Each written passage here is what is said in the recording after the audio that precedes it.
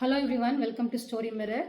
இன்றைக்கி நம்ம வீடியோவில் நம்ம என்ன பார்க்க போகிறோன்னா, உங்களோட லைஃப்பில் என்னைக்காச்சும் ஏன் படிக்கணும், ஏன் நம்மளை இம்ப்ரூவைஸ் பண்ணிக்கணும் அப்படின்னு நினச்சிருக்கீங்களா? நமக்கு தான் தேவையானது எல்லாமே கிடச்சிருச்சு, அதனால நம்ம ஏன் அடுத்த ஸ்டெப் போகணும், இப்போவே நம்ம நல்லா தானே சொஃபஸ்டிகேட்டடாக இருக்கோம் அப்படின்னு நீங்கள் நினச்சிருக்கீங்களா? ஸோ அப்படி நினச்சிருந்தீங்கன்னா இந்த வீடியோ உங்களுக்காக தான்.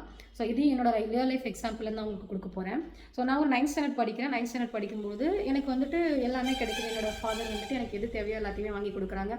So I was like born with silver spoon மாதிரி ஐ ஃபெல்ட் எனக்கு எல்லாமே கிடைக்குது அப்படின்னு. But the very next day எனக்கு ஒரு ட்ராஜிக் இன்சிடென்ட் நடக்குது. என்ன நடக்குதுன்னு பார்த்தீங்கன்னா, எங்கள் ஃபேமிலியில் ஒரு பெரிய ஆக்சிடென்ட் நடக்குது. So the whole family got shattered.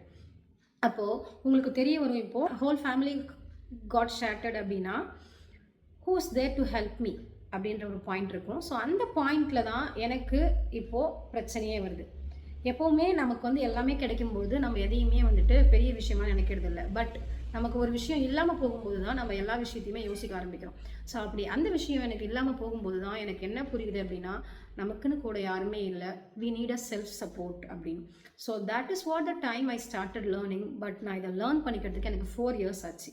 உங்களுக்கு இதை லேர்ன் பண்ணிக்கிறதுக்கு 4 இயர்ஸ் வேணுமா, இல்லை இந்த ஸ்டோரியே போதுமா அப்படின்றத காமெண்ட்டில் சொல்லுங்கள்.